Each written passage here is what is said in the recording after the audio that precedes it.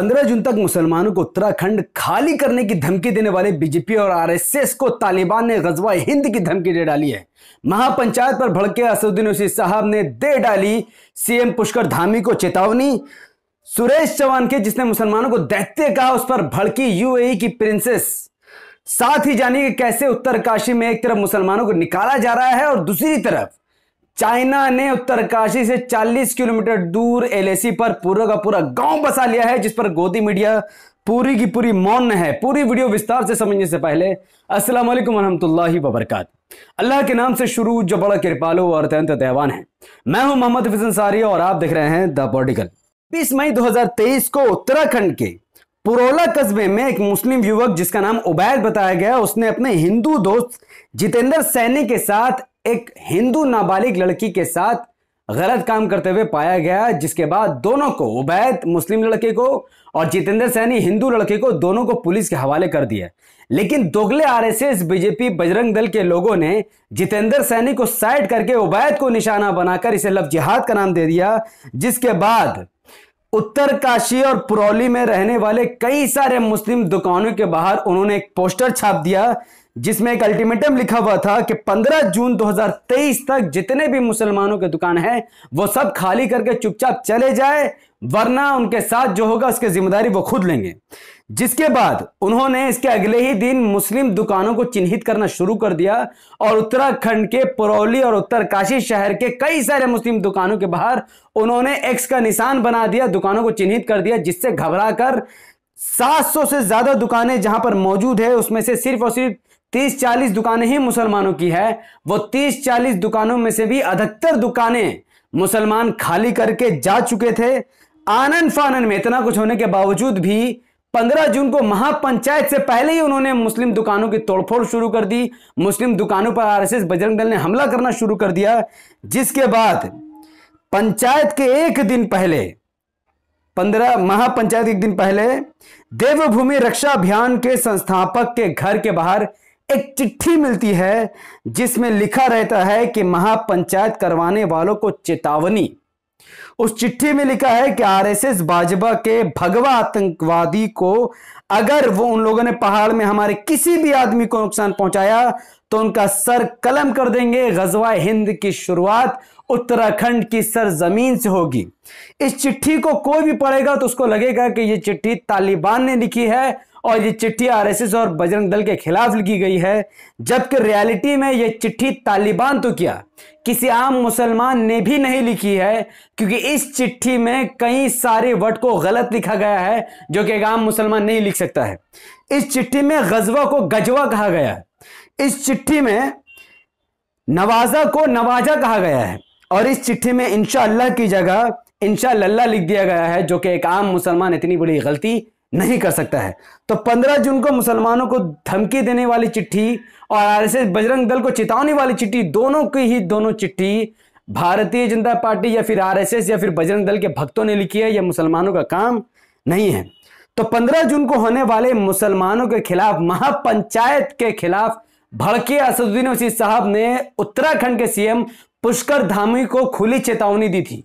असदुद्दीन ओवैसी साहब ने कहा था कि यह भारतीय जनता पार्टी की जिम्मेदारी है, उनके सरकार की जिम्मेदारी है कि जो कल्प्रिट है, जो मुजरिम दुकान को तोड़फोड़ कर रहे हैं, भड़काऊ बयान दे रहे हैं, उनको जेल में डाला जाए और मुसलमानों को पीसफुली वहां पर रहने दिया जाए और महापंचायत को हर हाल में रोक दिया जाए। और आखिरकार उत्तराखंड के सीएम पुष्कर धामी ने 15 जून यानी आज होने वाले महापंचायत को रुकवा दिया है और उत्तराखंड के उत्तरकाशी पुरौली में धारा 144 लागू करवा दिया है। एक असदुद्दीन ओवैसी साहब की ट्वीट की वजह से उत्तराखंड में होने वाले मुसलमानों के खिलाफ महापंचायत को रोक दिया गया है। ये इमाम और ओवैसी साहब की ताकत है। और जिन मुसलमानों को सुरेश चौहान के दैत्य कह रहा था और कह रहा था कि देवभूमि खाली करो, उस सुरेश चौहान के पर यूएई की प्रिंसेस भड़क गई है। ऐसा क्यों हुआ मैं आपको बताता हूं। यूएई की प्रिंसेस ने कहा है कि सुरेश चौहान को इस्लाम से सीखना चाहिए कि कैसे दूसरे धर्म का सम्मान करना चाहिए। कुछ ही दिन पहले सुरेश चौहान ने एक वीडियो जारी किया अपने ऑफिशियल ट्विटर हैंडल से, जिसमें उसने लिखा कि मुस्लिम ड्राइवर एसी बस में नमाज पढ़ रहा है, इसलिए पैसेंजर बाहर धूप में खड़े हैं। यह सेक्युलरिज्म की रियलिटी है, जिसके दिफा में यूएई की प्रिंसेस ने कहा कि ये वीडियो यस यूएई का ही वीडियो है। जिस समय मुस्लिम ड्राइवर बस में नमाज पढ़ रहा था उस समय किसी भी पैसेंजर का उस बस में जाना मना था। बस शेड्यूल से चलते है, टाइम से चलता है। जब तक टाइम नहीं होता कोई भी पैसेंजर बस में नहीं जा सकता है। और वो तो सिर्फ नमाज पढ़ रहा था, वो तुम्हारे जैसा किसी मुसलमान को मार नहीं रहा था, किसी का घर खाली नहीं कर रहा था, किसी की हत्या नहीं कर रहा था। इस मामले को उसने उत्तराखंड से जोड़ा और यूएई की प्रिंसेस ने सुरेश चौहान को ऐसी लताड़ लगाई कि शायद ही ऐसी वीडियो दोबारा कभी सुरेश चौहान के डालेगा। तो एक तरफ सुरेश चौहान के मुसलमानों को घुसपैठिया कह रहा था, उत्तराखंड से मुसलमानों को भगौड़ा बता रहा था। दूसरी तरफ उसी उत्तराखंड के उसी उत्तरकाशी के 40 किलोमीटर दूर चाइना ने पूरा का पूरा शहर बसाया है। यह खबर खुद आज तक के मीडिया प्लेटफॉर्म पर छपा है। आज तक मीडिया प्लेटफॉर्म के अनुसार उत्तराखंड पर चीन की नजर एलएसी पर बसा रहा है सैन्य गांव। ये तस्वीरें सबूत है, सैटेलाइट की तस्वीरें बता रही है कि चाइना ने उत्तरकाशी से 40 किलोमीटर दूर अपने कई सारे गांव बसा लिया है, जिस पर नरेंद्र मोदी और अमित शाह पूरी तरीके से मौन है और दोगले आरएसएस, बीजेपी, बजरंग दल इस पर कोई भी कार्रवाई की मांग नहीं कर रहा है। खैर, तो एक तरफ मुसलमानों का दुकान, जो 700 दुकानों में सिर्फ 40 मुसलमानों की दुकान थी, उसमें से भी अधिकतर दुकान वो खाली करके चले गए, जो कि उनकी खरीदी हुई दुकान थी। दूसरी तरफ चाइना नरेंद्र मोदी के मुंह में थूक कर पूरा का पूरा उत्तराखंड के कई सारे इलाकों को कब्जा कर रहा है, जो कि एक भारतीय मुसलमान होने के नाते यह बहुत तकलीफ की बात है। देश मोदी से बड़ा है, मोदी देश से बड़ा नहीं है। तो एक तरफ आरएसएस, बीजेपी वाले इसको रोकने की जगह वो मुसलमानों को रोक रहे हैं। अब यह मामला काफी तूल पकड़ रहा है। अल जजीरा ने भी उत्तराखंड में हुए मुसलमानों पर बर्बरता को छापा। अल जजीरा के छपने की वजह से अरब कंट्रीज और वेस्टर्न कंट्रीज के नजर अब उत्तराखंड में हो रहे मुस्लिम बर्बरता पर पड़ेगी।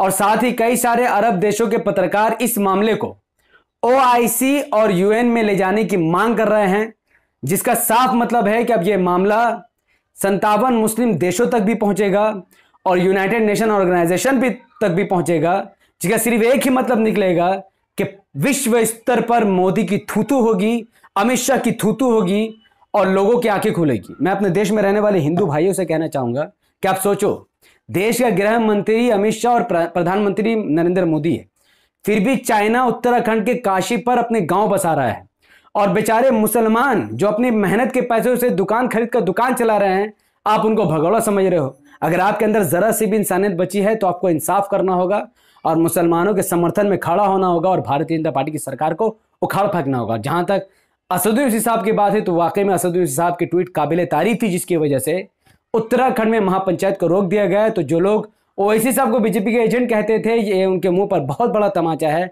उनको भी सबक हासिल करके ओवैसी साहब का साथ देना चाहिए।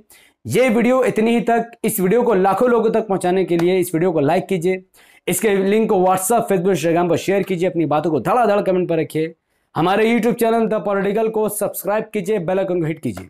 अगर आप सब इस वीडियो को हमारे Facebook channel the political news पर देख रहे थे तो इसे लाइक और फॉलो कीजिए, 5 बड़े ग्रुप में शेयर कीजिए। मुझे अपनी दुआ में याद रखें। बहुत बहुत शुक्रिया। अस्सलाम वालेकुम व बरकात। अल्लाह के सलाम तेरहम बरकात आप तमाम भाई और बहनों पर हो। मैं अल्लाह भी पीस अपॉन